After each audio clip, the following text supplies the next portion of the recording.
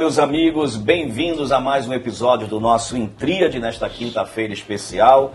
E a gente, sempre que começa o Intríade, a gente já sabe que vem com temas especiais, muito importantes, relevantes, bons, para você que gosta de bom conteúdo.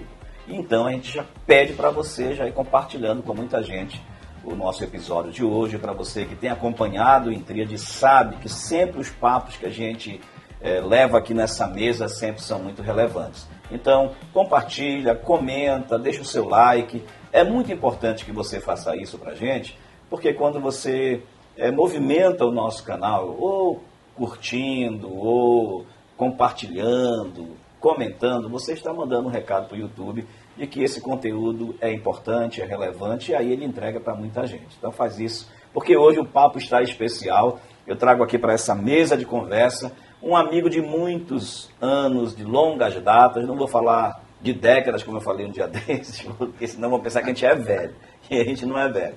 Mas é um homem de Deus que tem percorrido aí os solos da nossa nação, pregando o Evangelho, pregando a palavra de Deus, não só aqui dentro do Brasil, mas fora do Brasil também.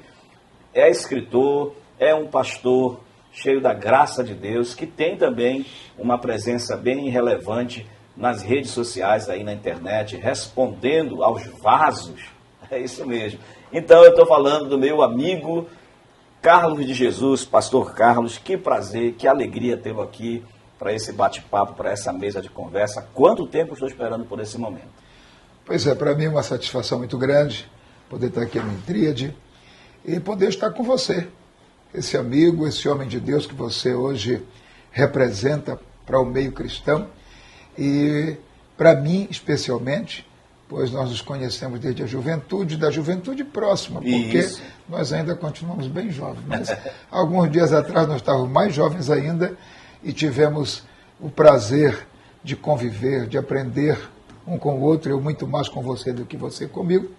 E hoje poder estar aqui, nessa conversa saudável, boa e que com certeza pode trazer bastante edificação.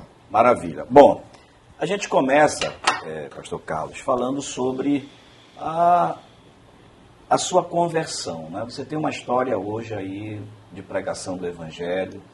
Hoje você está morando em Goiânia, mas você percorre, você sempre está por aqui no estado do Pará, atendendo o convite da convenção, aqui da Assembleia de Deus, das igrejas, e não só aqui, mas você tem percorrido o Brasil todo, não só você, como também a querida Raquel Veras, cantora, que inclusive estava há pouco tempo lá com a Ana Paula Valadão, né, com uma música tema de um projeto que ela estava fazendo, enfim. Exato. Então é um casal que eu não vou dizer se espalha, né, mas se desenvolve aí e desenvolve o reino, cada um no seu quadrado, né? Você como pregador do Evangelho e ela como cantora, e eu sei que também ela prega, né, mas especialmente no ministério do louvor. E tem também os teus dois filhos, que já são homens, os dois já foram pregar lá na comunidade Altar, né? O Rafael já foi mais vezes, porque também é ministro de adoração, canta, toca, fala, e as vezes que eles foram lá sempre foram muito, muito bom, foi sempre muito especial. E recentemente, né, você veio aqui para o estado do Pará, atender uma agenda aqui em Belém, aqui no estado, e a gente disse, bom, vamos aproveitar, agora sim o Carlos vai lá na comunidade Altar, e você esteve conosco. Chefe da tribo, né? Vamos lá, o chefe dessa tribo aí vai ter que ir lá. E foi uma bênção, foi uma noite muito preciosa.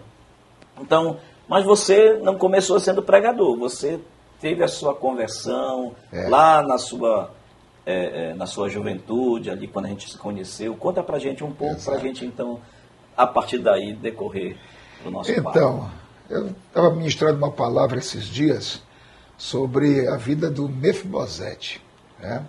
Como que ele teve um trauma na infância, aos 5 anos, e no meio da batalha do avô dele com o pai dele contra os filisteus, ele acabou sendo derrubado pela babá dele e quebrou os pés, e assim ele teve uma história triste em Lodebar.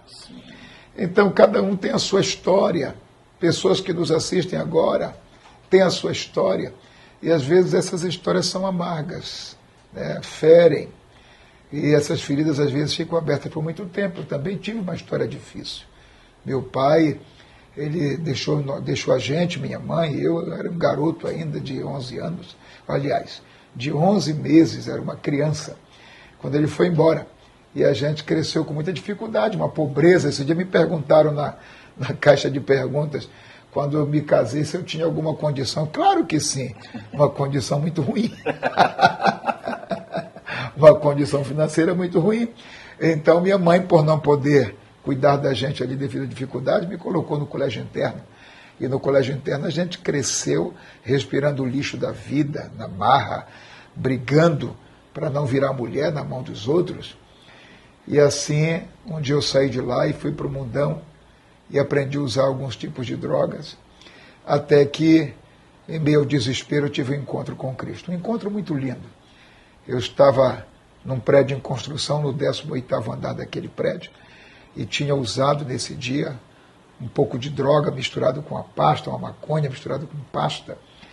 E eu fiquei muito angustiado, que é isso que acontece com as pessoas quando usam drogas. Eles ficam angustiados e enxergam o pior da vida. Parece que naquele momento Satanás descortina diante dos seus olhos o filme de tudo aquilo que foi negativo que a pessoa já viveu. E me veio naquele momento o sentimento de suicídio, de pular do prédio. Foi quando eu tive o primeiro encontro com Jesus. Ali eu ouvi a voz do Senhor me convidando a não fazer aquilo. E eu saí correndo dali desesperado, não estava entendendo aquela voz, mas falei para o nada. Né? Para mim era esse o sentimento, mas sei que Deus me ouvia. Disse, não sei se o Senhor existe, mas se é o Senhor que está falando comigo, me dá uma chance. E a partir dali Deus começou a trabalhar meu coração. Acho que 11 meses depois eu fui a uma pequena igreja, um ministério muito desconhecido, chamado Jardim de Deus, né? Acho que até você ouviu falar dessa igreja ali no bairro do Telégrafo, né? E eu entrei ali, devia ter 12, 15 pessoas naquela reunião. Eu levantei a mão por insistência da esposa do pastor, levantei a mão. Tem gente que eu acho lindo contar o testemunho, que se emocionou, mensagem tal. Eu não lembro o que foi pregado, eu não sei o que foi falado. Eu sei que eu levantei a mão e aceitei a Jesus e ele sustentou-me. E ali começou a minha história com Cristo. E assim, eu te conheci, eu acho que pouco tempo logo depois. Pouco tempo depois. Né, que você teve essa conversão. É. E a gente tem um amigo em comum, que é o pastor Reinaldo, que também tinha se convertido há pouco tempo. Exato. Né? E eu estava ali também, de alguma forma, numa amizade já com ele. Eu já tinha me convertido há mais tempo. Eu me converti com 15 anos de idade. Então, nessa época, eu já era... Mas era por aí, eu estava com 17, 18 anos. Acho que a gente estava com essa idade mais ou menos por aí. Né? Exatamente. E aí o Reinaldo me falou de você. Você chegou por lá e muito rapidamente eu percebi teu crescimento, né? Você começou a se desenvolver na fé e começou a ter sede também pelo conhecimento, né? Eu lembro que nessa época eu sempre gostei muito de comprar livros, né? Eu tinha um lema comigo, que um amigo meu que era vendedor de livro, para me vender livro, ele usava esse clichê, ele dizia assim: vista uma camisa velha, mas compre um livro novo. E aí eu assimilei aquilo mesmo, né? E comecei, de fato, a comprar livros e até também a representar, a vender, enfim. Isso. E teve uma época que a gente estava na famosa escola da Pindaíba, porque aquele era um momento muito difícil. Isso. E eu estava, como diz um bom paraense, lascado da vida. Eu comecei a vender alguns livros, né? E eu lembro do comentário de Brodman que você comprou numa época que eu estava precisando muito, e você foi lá, me comprou. E aí começou a demonstrar a sua paixão, seu amor pelo conhecimento, pelo estudo da palavra. Como foi que você começou aí, então, a entrar para o ministério da pregação? Pois é, eu acho que quem tem sede, Jesus disse, venha a mim e beba. Eu não tinha outra saída. Eu precisava desesperadamente de Jesus, eu ia voltar para o mundo, porque eu era escravo mesmo do pecado. Então, o Espírito Santo me levou a mergulhar no desejo de servir, no desejo de aprender, no desejo de crescer. E antes de eu poder comprar algum livro, você já me emprestava livro, né? Com aquela recomendação, me traga de volta. Vai, mas volta. Então eu comecei a ler alguma coisa até que a gente começou a adquirir pouquíssima condição de comprar alguma coisa. Aí foi quando eu comprei essa coleção do Brodmann, que me ajudou demais. Eu imaginei que você estava mesmo precisando vender, porque a coleção era muito boa. Sim. Dificilmente alguém se desfaria de uma coleção daquela. Eu depois tive que vender um exemplar, por causa da mesma dificuldade financeira. Deus vai passar um filme dia para a gente ver, eu entregando o livro para a pessoa que me comprou com a lágrima dessa. Eu entendo. Que eu não queria vender aquele livro. Então, o Espírito de Deus colocou dentro de mim essa paixão, essa sede, tudo que eu aprendi eu queria contar no outro dia. Então eu comecei a pregar, né? Pregando com conhecimento, sem conhecimento, falei muita besteira com certeza, mas com vontade de acertar, e aí o Espírito de Deus foi lapidando a minha vida e me entregando essa paixão pela pregação e pelo conhecimento. Daí a gente foi expandindo. Maravilha. Você fez uma coisa assim que foi de muita ousadia, muita coragem, né? Porque eu acho que eu já não sei se já estava dirigindo congregação quando você saiu e começou realmente a desbravar fora aqui de Belém, fora do estado do Pará. Você começou a aparecer num cenário mais amplo, né? Eu vi um dia um pregador, um evangelista, foi na nossa congregação, nessa igreja que eu aceitei Jesus. Você já ouviu falar dele, o Vladimir, né? Era um evangelista que tinha ali pelo telégrafo. Sim. Eu achei bonito ele pregar. E eu pensei, poxa, eu queria pregar assim com esse camarada. Na época, o evangelista, que é uma figura bíblica, ele também era valorizado pela denominação. Então havia a consagração evangelista. Hoje não existe mais o evangelista dentro das denominações. Existe na Bíblia, ele está fazendo falta, esse evangelista. Então eu comecei a me dedicar ao ministério da evangelização inspirado nesse rapaz. Aí eu conheci um amigo em comum, o Manuel Bahia. Né? O Bahia, para mim, foi de grande valia. Ele me chamava muito para orar e tal, só que ele tinha aquele lado radicalíssimo. E aquilo não foi bom para mim, porque me vetou de crescer um pouco mais. Porque o exagero na santificação, aquilo que não é santificação, que é apenas pensamento de santificação, ele afasta a gente do conhecimento. E isso me atrapalhou um pouquinho, mas me ajudou no fator dedicação à oração e tal, e eu fui me esmerando por aí. Mas foi aí que eu comecei a me dedicar ao ministério da pregação, da palavra, e a igreja que eu congregava dava muita oportunidade. O pentecostal tem isso, né? Ele abre muito espaço à fé e não se preocupa muito com a responsabilidade, com o equilíbrio. E isso é uma coisa que a gente precisa repensar. Dá muito microfone para quem está começando, para a pessoa falar, e a gente comete muito erros. Mas foi aí que eu fui começando a pegar a prática de pregar, de perder o medo, de olhar para o público. E foi aí que pela primeira vez eu pregando num culto ao ar livre, aos 3 meses, que era evangélico. O pregador não foi, viram que eu estava empolgado, me colocaram para pregar, e depois de pregar 20 minutos eu fiz um desafio na rua, lá no bairro do Entroncamento, que se chegasse alguém enfermo ali, ia ser curado. Eu era tão ousado e com pouco entendimento que eu coloquei o pastor na fria, porque eu apontei para o Raimundo Monte, que era o pastor, e eu disse, se Deus não cura hoje qualquer pessoa aqui, esse pastor é mentiroso. Isso eu falei em público. Porque novo convertido tem muita fé, mas pouquíssima sabedoria. Pouco juízo. E aí o pastor ficou estressado, e mais estressado ele ficou quando aproximou-se uma paralítica que vinha com a sua muleta. Mas eu estava muito empolgado e Deus, ele honrou a minha empolgação, teve misericórdia, porque eu tomei a muleta da mão da mulher e ela quis cair naquela hora, paralítica. Mas o pastor veio e me ajudou e oramos juntos. E a mulher andou e eu vi pela primeira vez um milagre diante dos meus olhos ali. Maravilha. E daí foi crescendo o ministério da palavra e dos milagres. Mas é interessante, né? Porque nessa época a gente viveu dentro de um contexto, principalmente a gente que era de congregação de bairro, em que estudar teologia, por exemplo, era pecado. Né? A gente era chamado, os seminaristas eram chamados, quando ele dizia, vai para o seminário, dizia que vai para o cemitério.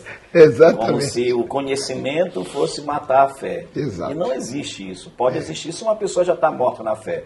E ela vai estudar, ela vai ficar mais morta ainda. Né? Mas muitas vezes, né, os instrumentos que a gente tem em mãos é o que Deus vai usar. Então, se eu tenho um instrumento do conhecimento, é claro que é isso que Deus vai usar. O chavão era que quem fazia seminário era frio. Esfriava. Aí usava aquele versículo, a letra mata. A letra mata se não tiver o espírito. Né? Mas o espírito com a letra só traz crescimento. E é isso que eu estava me referindo. Sim. Eu acabei me afastando do conhecimento. Eu vim fazer teologia muito depois, quando eu estava envolvido com muitos congressos no Brasil, passando a maior fria, porque todo congresso é temático. E alguns eu ficava pegando outras mensagens para ministrar e distante do tema. Sim. E o pastor, meu amigo, relevava, mas eu sei que ele me dava uma olhada dizendo, e o tema? E o tema, para onde foi? Até que eu fui fazer teologia, me formei, graças a Deus, né? Hoje eu tenho conhecimento nível 3, teológico, e outra história. Mas isso poderia ter acontecido no começo. Se acontecesse no começo, onde eu estaria hoje? É verdade. Mas é isso, né? Eu acho que eu digo que Deus ele tem uma capacidade de aproveitamento, né? Porque como ele enxerga todas as dimensões da vida da gente, ele sabe como aproveitar a gente, exatamente. Né? Ele sabe como fazer. E ele fez, tanto é que hoje você está aí, nessa geração hoje, que é a geração da tecnologia, a geração da virtualidade, do virtual, do mundo da internet, e você não ficou ancorado lá atrás não, né? Aquela sede que tinha lá no início, exatamente, de aprender, de conhecer mais, ela continuou, e por isso você está hoje aí colocando, né, sua cara nas redes sociais, exatamente, respondendo aos vasos. A gente já vai chegar lá para falar sobre isso. Bom, aí você saiu de Belém, depois que o teu ministério começa a crescer, né? Você ainda estava ali pela Pedreira, a gente já te via ali na Estrela, nas congregações, e depois você foi para Castanhal, se eu não me engano, você esteve em Castanhal. Eu lembro de um episódio interessante que você... Tem coisas que a gente não esquece jamais, né? De um jovem pastor lá em Castanhal, que você encontrava com ele pela manhã e você dizia, paz do Senhor, aí ele dizia, graça e paz. Não sei se tu lembra, eu lembro, não sei se você vai lembrar. Aí no outro dia você disse assim, bom, agora já sei, vou saudar ele com graça e paz. Aí quando ele passou, você disse, graça e paz, ele, paz do Senhor. Isso aí me faz lembrar que você estava em Castanhal, só para... Exatamente. Eu estava... Conheceu o Geraldo Lira? Sim, sim. Pois é, o Geraldo Lira foi para Castanhal. Eu tinha sumido de Belém, eu não sabia onde ele estava. Aí um dia encontrei com ele num shopping, num supermercado aqui de Belém. E ele disse, estou em Castanhal, vamos para lá e tal. E eu tinha vontade de sair de Belém.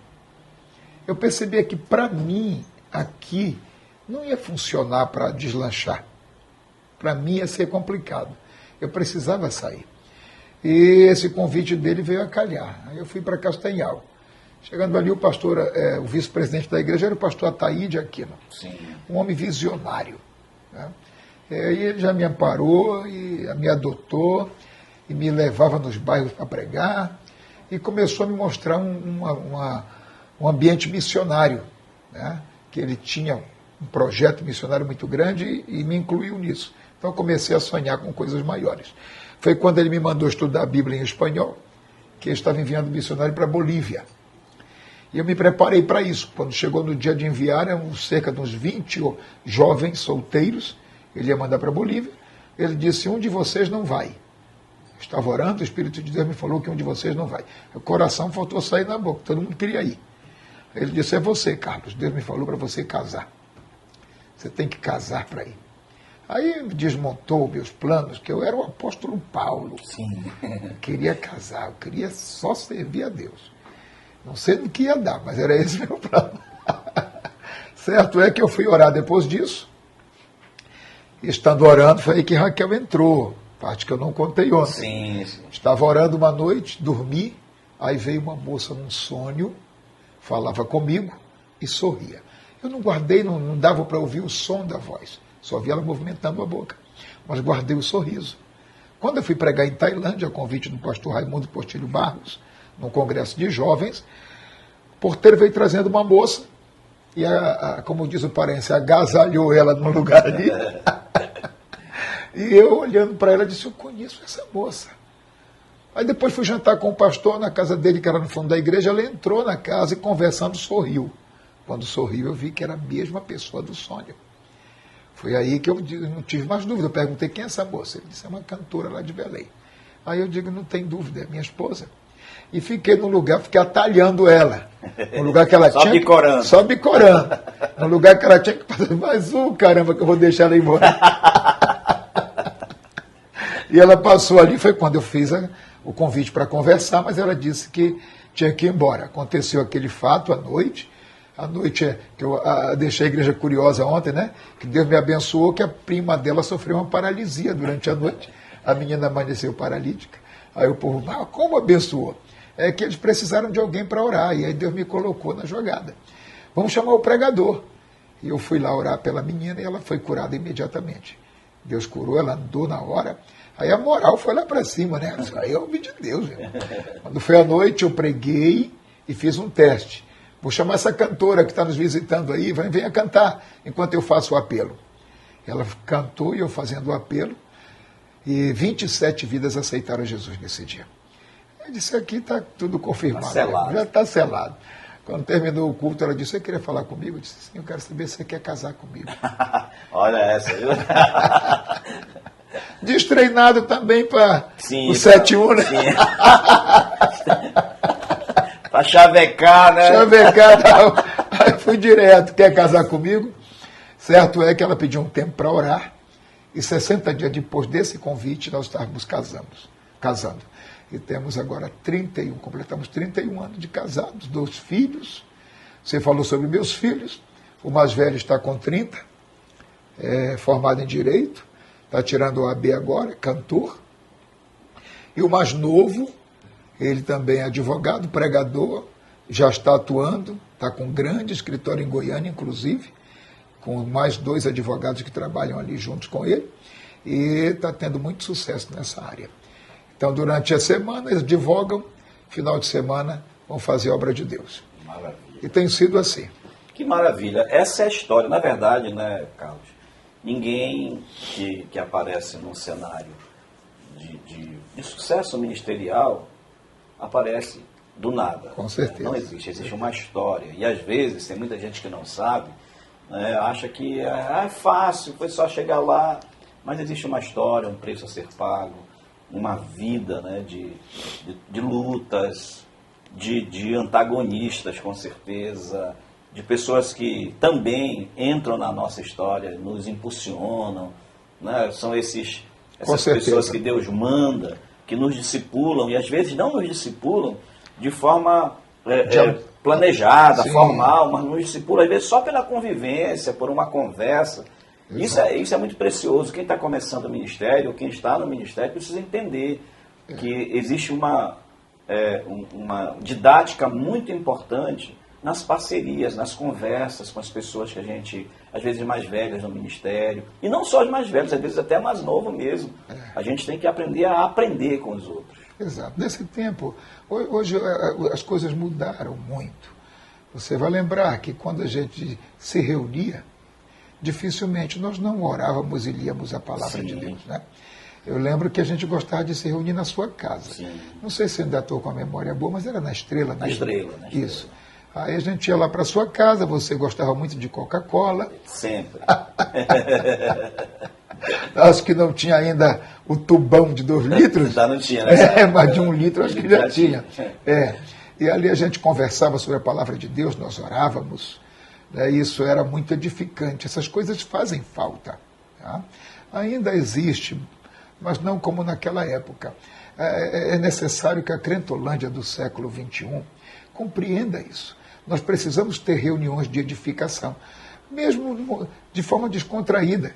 Mas é preciso que se leve em consideração o que Paulo disse. Precisamos salmodiar, conversar a palavra de Deus, orar juntos, porque isso edifica.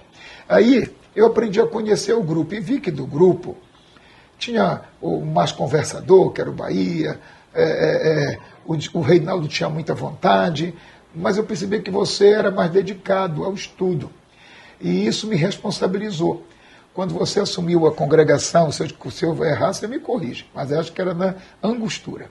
Sim. Você assumiu uma congregação na Angostura, onde antigamente foi uma sede de dança. Isso. Parece que 15 de Era setembro. 15, era 15. Eu estou bem da memória. Tá bom, né? rapaz. E aí você me convidou para pregar. E esse dia para mim foi pesado. Porque se eu fosse atender o Bahia, seria de um jeito, o Reinaldo de outro. Mas o Ivaldo me convidou a pregar na congregação que ele pastoreia. Esse povo lá está sendo ensinado. Como é que eu vou fazer? Eu não posso chegar lá e pregar de qualquer jeito. Então, nesse dia eu preparei um sermão muito bem preparado. Eu nunca esqueci a mensagem que preguei lá. Eu preguei um sermão sobre a mulher de Samaria. E eu detalhei todo aquele assunto ali, eu detalhei. E eu fui muito bem sucedido. Deus me usou, foi maravilhoso. Eu recebi elogio dos irmãos. Aquilo que naquele tempo era um veneno. Sim. Se você receber elogio, você morre. Nada disso. Repreenda na hora. Repreenda na hora. Eu me senti muito bem, me deu vontade de aprender mais, de estudar mais. Então, esse tipo de coisa, essa geração precisa ouvir. Esse podcast aqui pode ser de grande edificação, de grande valia, para alguém que está nesse momento dizendo: o que é que eu tenho que fazer para melhorar? Se reúne, meu irmão. Conversa com pessoas. Ouça alguém que pode trazer alguma informação, algum conselho, algum incentivo para a sua vida. Foi assim que eu, pastor Carlos de Jesus, que digo escondido atrás do sangue de Jesus Cristo, que eu tenho pregado esse Brasil todos os maiores eventos. Muito provavelmente, eu digo provavelmente, mas já recebi o telefonema que estarei pregando nos Gideões desse ano, né, no Congresso de Missões desse ano. Isso exige aquilo que você falou. Tem uma trajetória, tem resistência, tem dificuldades, tem barreiras, mas tem Deus na nossa vida para nos encorajar, nos capacitar a vencer essas barreiras, essas dificuldades e atingir o objetivo de Deus que Ele tem estabelecido para nós. E não tem nada mais precioso de você olhar os amigos no entorno, né, e ver que a gente deu certo, né? Exato. Que a gente deu certo. Exato. Que Deus não se enganou de ter chamado, né? Que Deus, na sua preciosa onisciência, no seu conhecimento de tudo, não investiu errado, né? Não que isso não é falado com vaidade, claro, né? Porque se é para falar que ele investiu errado, ele fez o maior investimento do mundo, que foi a vida do seu próprio filho Jesus. Exato. Mas além disso, ele nos escolheu para ser porta-voz do Evangelho. A gente que foi tirado lá de trás das malhadas mesmo, lá daquele lugar de vulnerabilidade social, que a gente poderia ser chamado de jovens em situação de vulnerabilidade social, porque foi o que nós vivemos. Com certeza. Né? Eu lembro que na minha adolescência, os meus colegas de pelada, de jogo de futebol ali, eram todos da marginalidade, envolvidos com drogas, com crime. E Deus nos sacou dali, Deus nos tirou dali. Né? E para a glória dele, né, hoje a gente pode testemunhar. E de fato, esses momentos de oração, né, eu com 15, 16 anos, eu orava com a irmã Maria Augusta, né, que já era uma idosa, a gente ia para lá orar. Éramos adolescentes ainda, orando ali. Né? Hoje em dia os adolescentes só querem se reunir para jogar videogame, para os jogos virtuais aí. E é necessário, né? Eu lembro, tem um trecho de uma palavra que eu ouvi de um rapaz, que era líder de jovens, que eu achei muito interessante, porque ele fala sobre a ideia dos atrativos na igreja. Hoje se faz, por exemplo, tem igrejas que fazem, né, colocam iluminação, telão de LED, toda aquela parafernália toda, parede preta e tudo, para atrair. E eu não vejo nada de errado, tá? Não é esse o ponto. E algumas igrejas fazem trabalhos com jovens, colocando computadores, videogames para atrair os games da vida, colocando lá para atrair os jovens, faz quadra como isca para atrair pessoas. O problema é quando a isca vira o alimento, é quando não tem mais nada, é quando só tem isso. E aí é essa ausência desses momentos de edificação, né, de mentoreamento, e depois mentoreamento voluntário, né? Não é chegar e dizer: olha, Carlos, a partir de hoje eu vou te mentorear. Não, mas é aqueles mentoreamentos que a gente tinha que aprendia um com o outro. Exatamente. Né? Enquanto você aprendia um rigor a mais no que diz respeito à oração, o desejo da leitura com o outro, o desejo de fazer a obra de Deus com o outro, a empolgação, né? O pastor Reinaldo, meu querido amigo, sempre muito empolgado, sempre... Exato. Não há nada de novo nisso, né?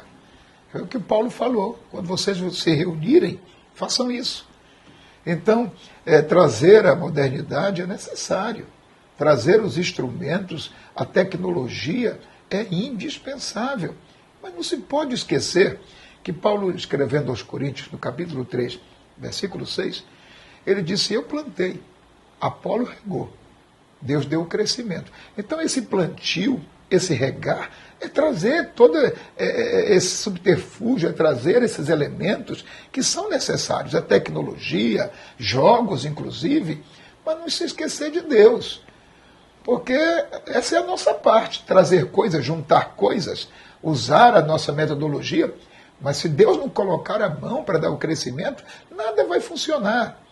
Portanto, tem que ter Deus ali, tem que ter a espiritualidade, tem que se voltar para o Senhor. E a gente acaba se esquecendo disso porque, aparentemente, a gente está tendo sucesso no que está fazendo, de maneira que parece que Deus se torna dispensável. Sim. Né? Só que nem tudo que está dando certo é o certo. Com certeza. Né? Às vezes está dando certo, mas é errado. Às vezes você está com a casa cheia de pessoas, mas vazia de Deus. E ele está batendo uma porta querendo entrar. Com certeza. Então a gente precisa realmente pensar nisso. A Cuidadosamente. presença de Deus, a presença de Deus. Né? Não tem outra coisa. Eu lembro de uma época que eu não estava pregando, mas como eu sempre escrevi muito, eu escrevia, meus sermões todos eu escrevia. Né? Então eu tinha um caderno cheio de sermões. Aí os meus amigos pastores iam lá em casa, diziam: Edivaldo, me presta um sermão teu, aí eu toma, leva, aí eles iam pregar. Aí quando chegava, que eles se encontravam de novo, eles diziam: Edivaldo, preguei aquele sermão assim, assim, que teu sermão, só que com uma diferença. Sim, qual é? Com unção. Uns são, outros não, né? Mas essa ideia, né, de você dizer: cara, tá aqui, eu tenho os instrumentos, eu tenho todo o equipamento, eu tenho todas as possibilidades, mas não esquecer daquele lugar do teu aprofundamento em Deus. Né? Eu tenho incentivado muito a igreja hoje, eu estou na verdade, numa jornada de chamar isso para a igreja, a comunidade altar, chamar para a oração. Né? Porque nós, na comunidade altar, nascemos dentro da oração. Nós ficamos ali na escola de levitas quase 6 meses. A gente separou no quarto andar, colocamos uma tenda e ia 2 pessoas no domingo à noite e só saía no domingo seguinte, quando outras 2 pessoas iam lá, passando a semana toda só no jejum, só no líquido, orando, e foram experiências tremendas, maravilhosas, poderosas com Deus. E a gente agora, diante das muitas atividades, acaba esquecendo disso. Aí Deus chegou aqui, olha, deu um instalado, tem que orar. Cadê a tua vida de oração? Vamos orar. E nós começamos a trabalhar isso em cima da igreja. Vamos orar, vamos buscar a Deus, vamos clamar. É necessário, essa igreja precisa reaprender a orar. Sim. Porque a gente sabe, a gente tem a experiência, né, sem qualquer vaidade, de saber o que é orar 3 horas, Sim. 4 horas, né, ininterrupta ali naquele início, naqueles momentos. E hoje as pessoas não sabem mais o que é isso. As pessoas oram 15 minutos e já estão toda quebrada, ninguém quer orar mais, já estão desconcentradas. A gente sabe que os atrativos são muito, as variáveis, né, são muito sedutoras ao redor. Exato. Mas é necessário, né, a volta da oração. Claro. A Coreia do Sul, ela é muito mais tecnológica como igreja do que as nossas igrejas no Brasil. E um pastor da Coreia do Sul veio ao Brasil fazer uma jornada aqui, ficou escandalizado, tá aí os vídeos dele na internet. Ele concluiu que a igreja brasileira é uma igreja que não ora.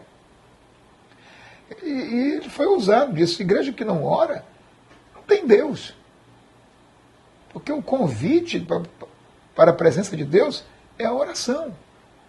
Então ele saiu daqui escandalizado com a igreja brasileira. E eles são tecnológicos lá. Sim. Outra coisa que a gente precisa entender sobre essa questão tecnológica. Na nossa igreja, onde eu congrego em Goiânia, por exemplo, que é a Assembleia de Deus do Campo da Fama, é uma igreja gigantesca. Deve ter 400 congregações. Nosso templo sede reúne mais de 5.000 pessoas acomodadas, sentadas. Né? Mas eu conheço igreja em Goiânia, eu que atendo em Itinerante, eu conheço igrejas lá que mal tem as cadeiras para sentar. E aí, como é que faz? Nós vamos depender da tecnologia para que a igreja seja igreja? Para que ela reaja, para que ela tenha resultado, para que ela atinja o objetivo proposto pelo Espírito Santo, da evangelização, da conquista de almas, da edificação dessas pessoas, do discipulado dessas pessoas? Não. O essencial é a presença de Deus, é a busca, é a entrega, é a dependência desse Deus que edifica a igreja, que é o dono da igreja e que a conhece, sabe o caminho pelo qual devemos percorrer para atingir o objetivo. Portanto, nós estamos falando em tecnologia, mas tecnologia é para a igreja que tem condições de ter essa tecnologia, porque ela é cara. Um telão é caríssimo. Sim. Hoje você vai nas grandes catedrais, tem telões que você se confunde, você não sabe se você está lá dentro ou fora do telão. Portanto, isso é para quem tem condições de fazer. A maioria das igrejas, como denominação, na qualidade de denominação, não tem condições financeiras para isso. Verdade. A realidade é que a igreja depende de Deus. Ela precisa estar aos pés do Senhor. É o texto da palavra de Deus lá de Efésios, né? Que as armas da nossa milícia não são carnais. Pronto, mas perfeito. Sim poderosas em Deus. Perfeito. Nunca foi o poder econômico da igreja, nunca foi o poder político da igreja, nunca foi a estrutura da igreja, sempre foi, as armas da nossa milícia sempre foram espirituais. E não existe armas espirituais vendidas na internet, no Mercado Livre, não existe. É realmente uma relação com a presença de Deus, com a oração. Esse assunto é muito sensível, né? Até porque esse é um leque que se abre de maneira muito expansiva dentro da igreja sobre essas armas espirituais. A igreja precisa muito, pastor Ivaldo, do dom de discernimento de espírito, discernir a si mesmo, discernir a presença de Deus, saber quem é você. E quando é Deus que está na sua vida de fato te usando, a igreja está iludida, vivendo misticismo, inclusive, por causa dessa falta, essa necessidade de buscar a Deus, que é essa preguicite, né? Esses vasos preguiçudos, né? Preguiçudos, eles não conseguem buscar a Deus de verdade, aí ficam fabricando espiritualidade. Eu estou tão chateado com isso, estou combatendo duramente, e o pior é que eu estou encontrando resistência em lideranças. Líderes que sabem que eu estou dizendo a verdade, mas não concordam que eu combata. Hoje a igreja está vivendo debaixo de um misticismo de pessoas enganadoras, que estão com aquele espírito daquele Simão, que enganava a cidade de Samaria, mas aí o Filipe chegou debaixo de um poder verdadeiro, de uma bomba pentecostal que explodiu dentro de Jerusalém e expandiu esse pessoal pela Judéia e Samaria, pregando o evangelho. Filipe chegou em Samaria curando os enfermos, expulsando demônios, e a cidade se alegrou na presença de Deus. Aí o Simão, que a Bíblia diz que também creu no evangelho, perguntou para o Filipe: como é que eu faço? Quanto é? Até para ter isso aí. Para ter isso aí. Então as pessoas querem materializar, tratar com dinheiro, e aí ficam inventando coisas. Olha, eu vi aqui o teu CPF, e o teu nome, e o teu endereço. Esse tipo de gente, eu vou mesmo ao radicalismo, eles precisam ser presos. Verdade. Porque verdade. Isso aí é manipular o sentimento das pessoas. O cara fica em casa pesquisando a respeito da sua vida, e ele chega lá com tudo planejado. Hoje, através de uma placa de carro, ele descobre a sua vida. E aí ele chega lá no culto com tudo planejado para citar o seu nome, falar dos seus problemas. Isso é muito sensível. Levar as pessoas às lágrimas.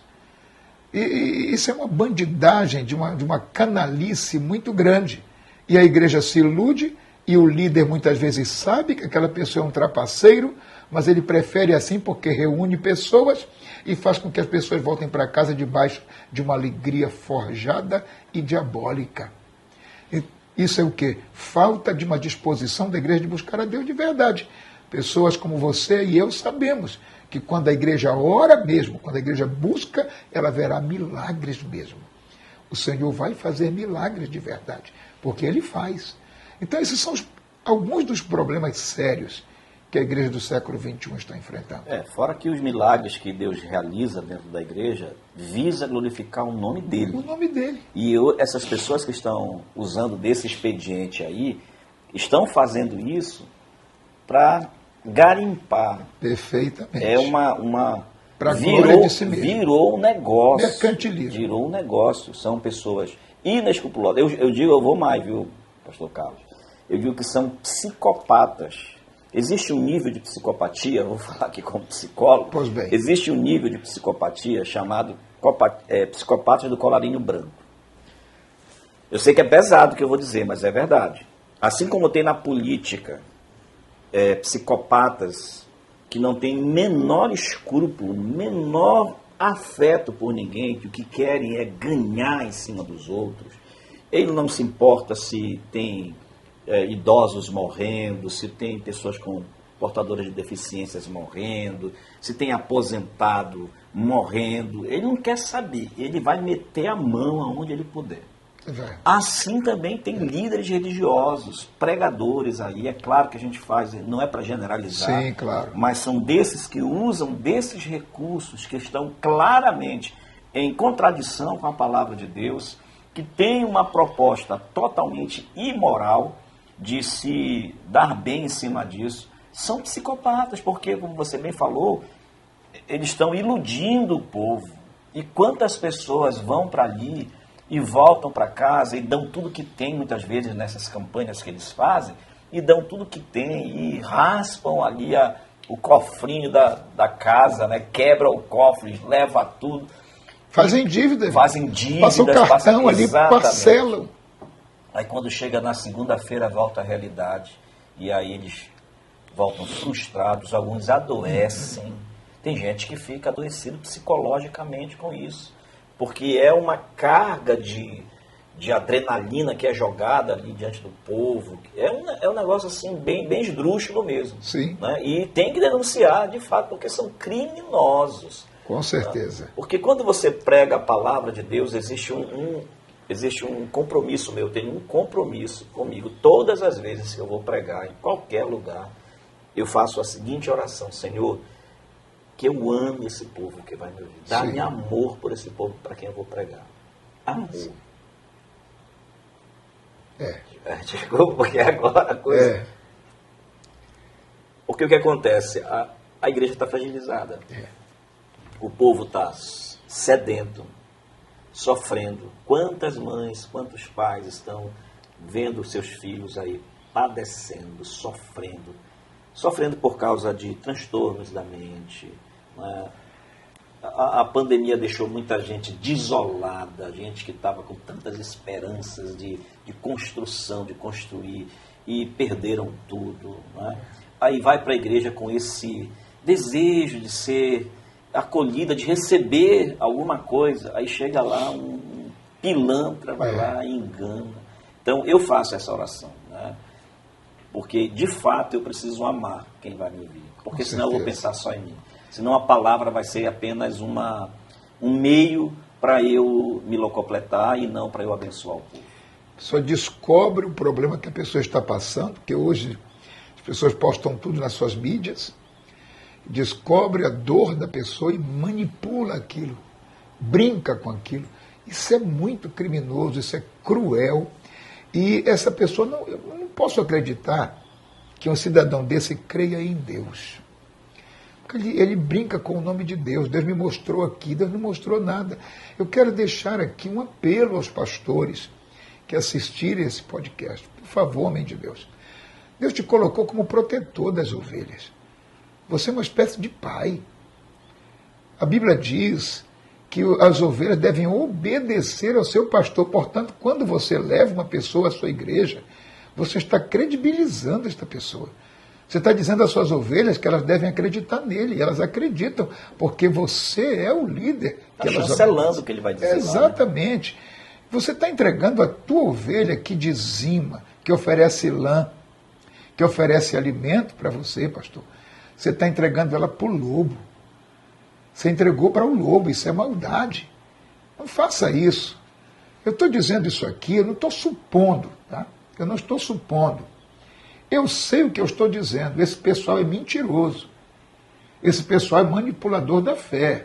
Esse pessoal que cita nome, CPF, endereço, eles pesquisam a sua vida. Eu sei o que eu estou dizendo. Porque antes eu acreditei numa dessas pessoas. E eu descobri as manobras que ele fazia. Portanto, eu sei o que eu estou dizendo. Esses dias eu peitei na internet um desses, um dos mais badalados no Brasil, e está saindo muito no Brasil para manipular as pessoas nos Estados Unidos e na Europa.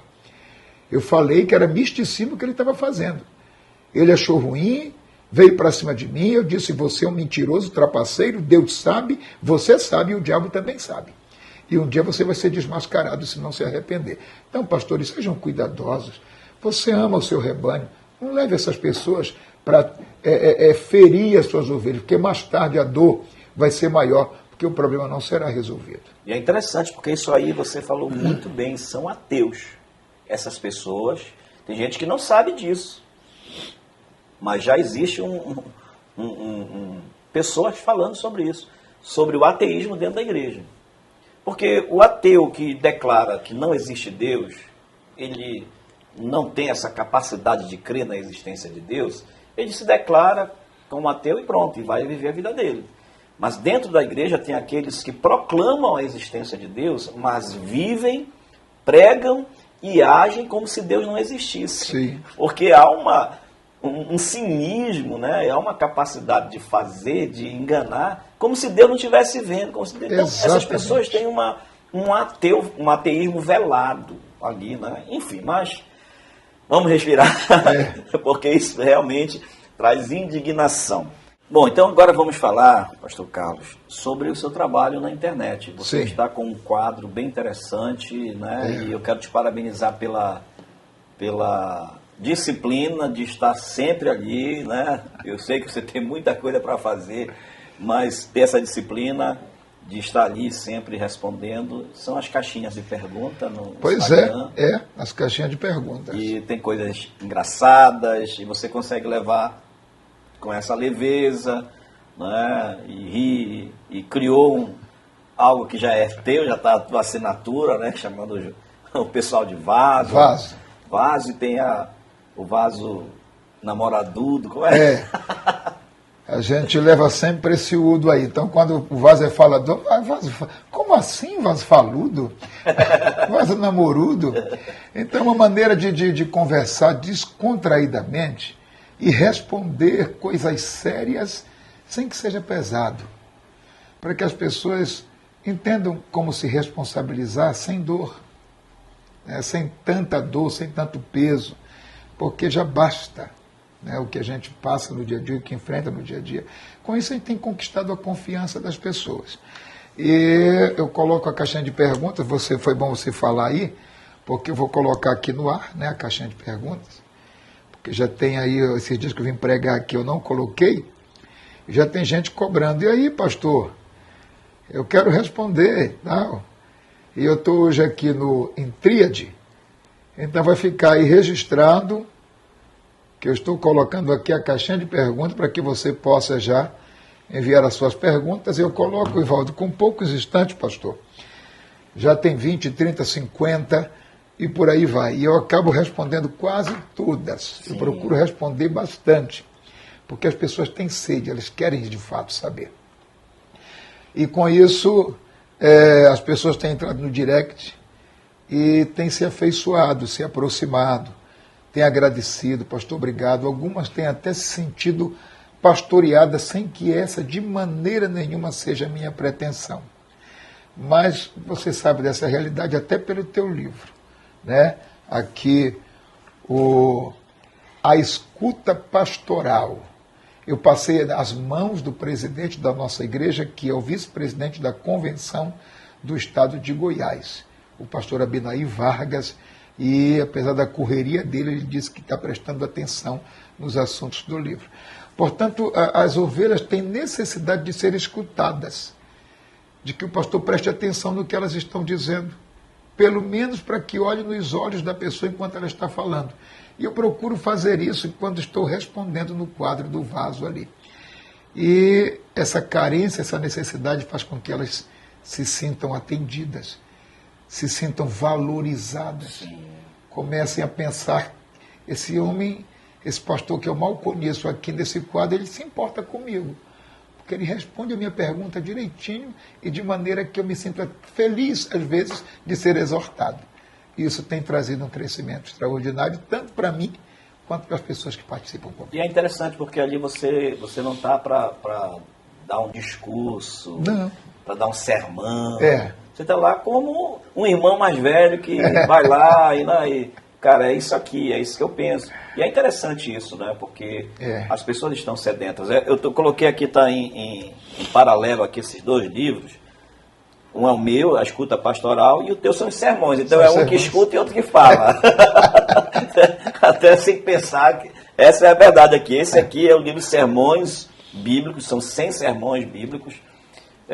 Na verdade, você falou para a gente lá na igreja que é um projeto, né, para 5 livros, são 500 sermões. E aqui você tem, na verdade, isso aqui é aquilo que muita gente que está começando, e quem já está no ministério realmente, vai ter como recurso. Verdade.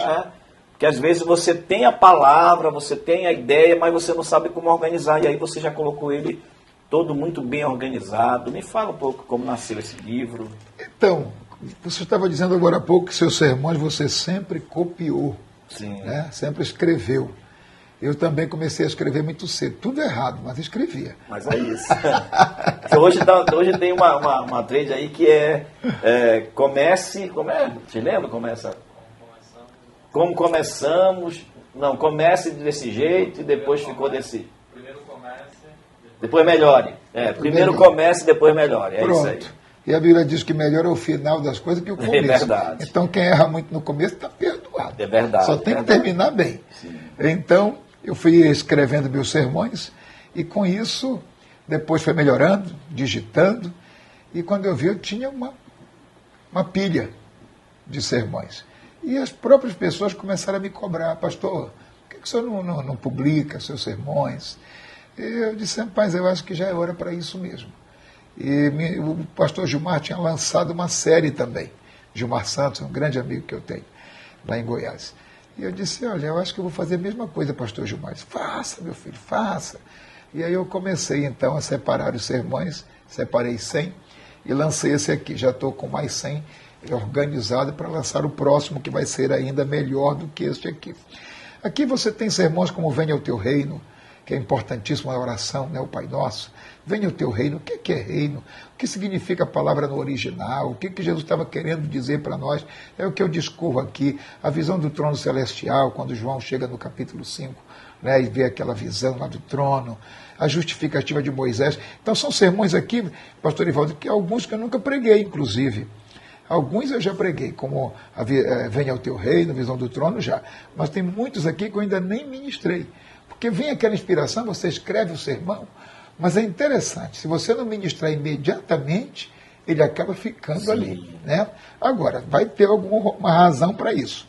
E alguém vai tirar proveito disso. Então tem muitos aqui que eu não usei ainda, mas os que eu já ministrei trouxeram grandes resultados. Ou seja, você vai ler o sermão, tem algumas explicações aqui, algumas coisas não vai te inspirar, porque inspira quem escreveu. Na verdade, quando você está escrevendo ali, você está sentindo, Deus está falando com você, mas com certeza vai te servir para abertura, para uma parte do seu sermão, e o Espírito Santo vai dar o resto para você. Até para que você possa dizer, né? Porque a gente gosta de dizer isso. Eu preguei um sermão do Ivaldo, muito bom, inclusive, mas, claro, eu coloquei nele a minha cara. Sim, é verdade. Do meu jeito, né? E aí foi uma bênção. Então, com certeza, algumas pessoas têm falado comigo, os que têm adquirido, eu mando muito pelo correio também, e têm falado que tem dado certo. As pessoas têm tirado bom proveito. Maravilha. Eu já abri aqui olha, características de um coração pastoral. Olha, isso é muito bom. Interessante, muito interessante. E assim, acaba sendo o norte, né? Porque, de fato, eu tenho um princípio quando eu vou pregar, é um princípio meu, eu não, por exemplo, eu não faria de ir aqui no livro para escolher um sermão. Em qualquer livro, nem na Bíblia. Certo. Eu não vou na Bíblia escolher um sermão. A primeira coisa que eu faço é que Deus fale ao meu coração. Certo. Eu preciso do tema, eu preciso que Deus me diga alguma coisa. Enquanto não tiver, eu não pego nem a Bíblia. Aí eu fico só orando, né? Senhor, preciso pregar em tal lugar. A não ser quando a igreja oferece o tema, aí a gente já tem um tema, já vai norteando. Mas quando não tem, eu fico orando, Senhor, o que é que eu tenho que falar? Aí Deus vem. Às vezes vem um versículo, uma palavra, às vezes uma palavra mesmo, às vezes uma frase no meu coração. É isso. Aí eu vou, por exemplo, imagina que Deus falou para mim, olha, tu vais falar sobre o reino de Deus. Aí beleza, aí eu entro para pesquisa. Aí eu vou aqui, deixa eu ver se o Carlos tem aqui algum, né, sobre o reino de Deus. Tem sobre o reino de Deus. Aí eu vou pegar aqui, vai servir de fonte de inspiração, fonte de pesquisa, né? Não estou dizendo que está errado a pessoa já ir direto, vou pregar. Claro. Se ela tem uma vida de oração, tem uma vida com Deus, ela pode pegar e já ir direto. Sim. Esse é o meu método, né?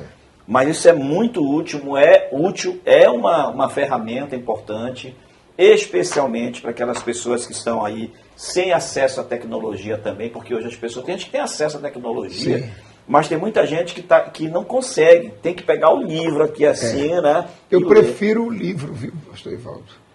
Eu não gosto de ler o livro publicado pelas mídias. O digital, né? O digital. Eu gosto de ler. Eu gosto muito de livro, né? Eu gosto muito de livro. Você viu lá na minha sala, tem milhares de livros lá. Mas eu consigo ler no digital. Como eu vivo muito, eu escrevo muito, eu escrevo no meu iPad, né? Então eu consigo ler. E hoje a tecnologia nos dá esse... Mas é muito bom pegar um livro. Né? O livro eu conheço pessoas que não gostam do livro, gostam de cheirar o livro.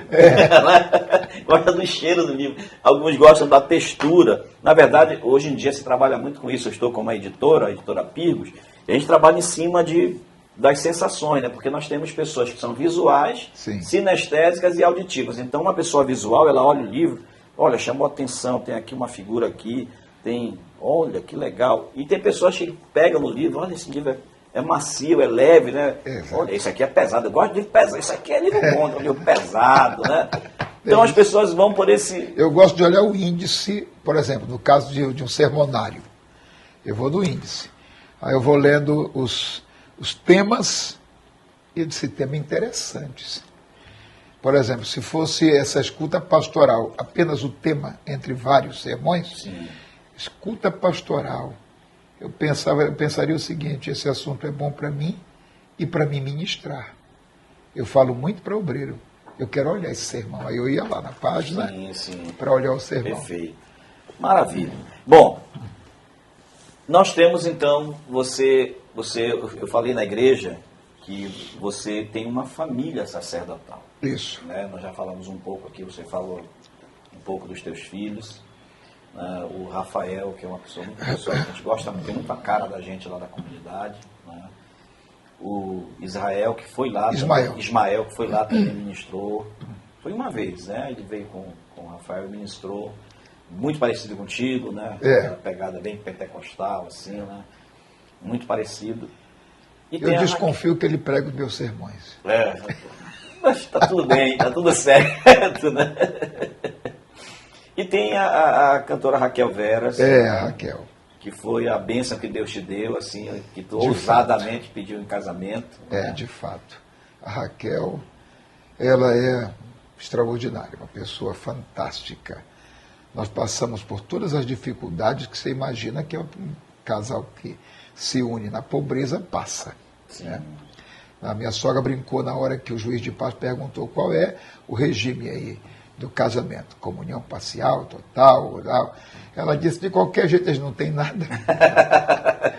E a Raquel, você sabe que tem aquele perfil de mulher sorridente, todo o tempo assim, nas dificuldades, dias de não ter nada em casa, aquele sorriso. E hoje, dentro do momento que nós estamos vivendo, naquilo que Deus nos colocou, que eu agradeço muito a Deus por aquilo que Ele nos entregou, esse sorriso que ela tem hoje não é pelo momento que estamos vivendo. Ela é assim. Perfeito. E, portanto, eu consegui ser aquilo que tenho sido até agora, muito pelo que a Raquel é. Porque meu temperamento é forte, né? Temperamental, mas eu aprendi muito com ela, muito tranquila, e me ajudou muito. Portanto, ela estava, como você falou, cantando no evento do Dia do Trono lá em São Paulo, com a Ana Paula, mas ainda ontem ela reforçou. E aí o Ivaldo me perdoou.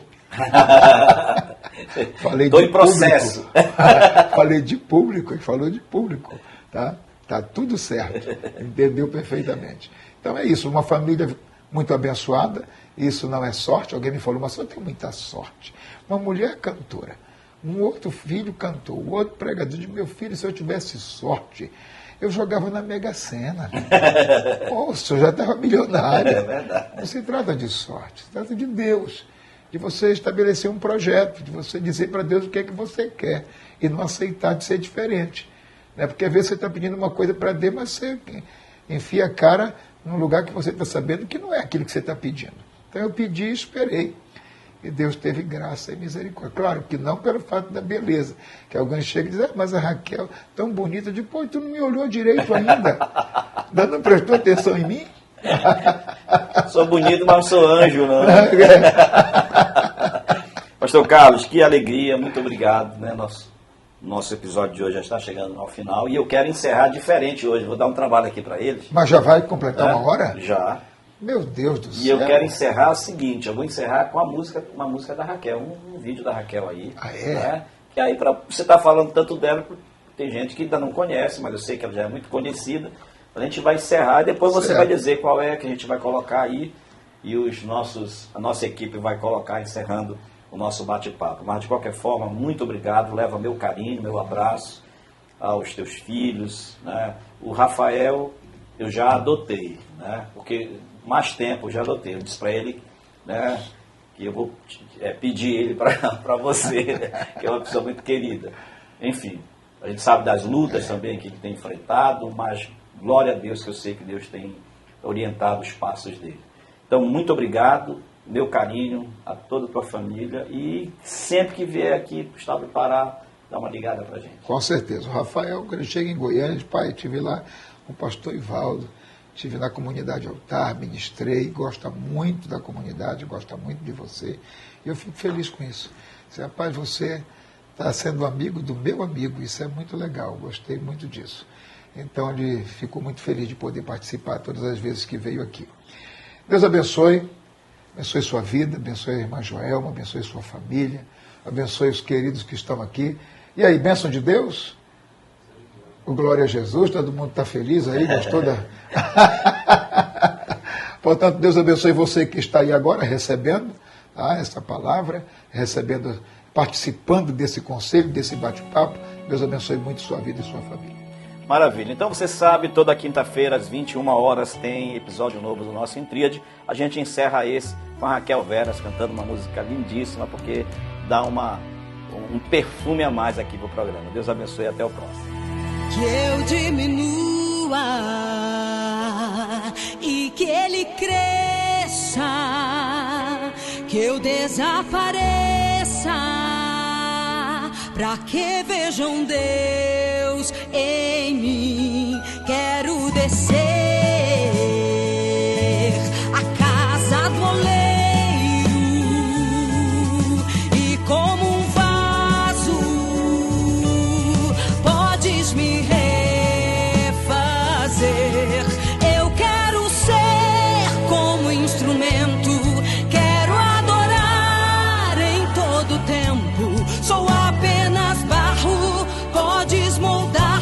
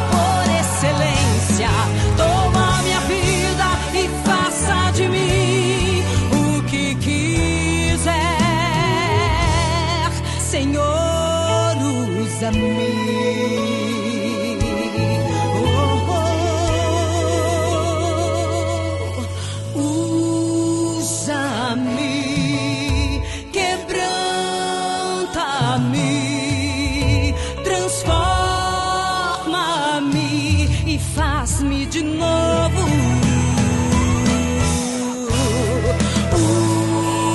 Usa-me, quebranta-me, oh aleluia, transforma-me e faz-me de novo. Eu quero ser como instrumento, quero adorar em todo tempo. Sou apenas barro, podes moldar-me se precisar. Eu quero estar em tua presença, ser adorador por excelência. Toma minha vida e faça de mim o que quiser. Senhor, usa-me, usa-me.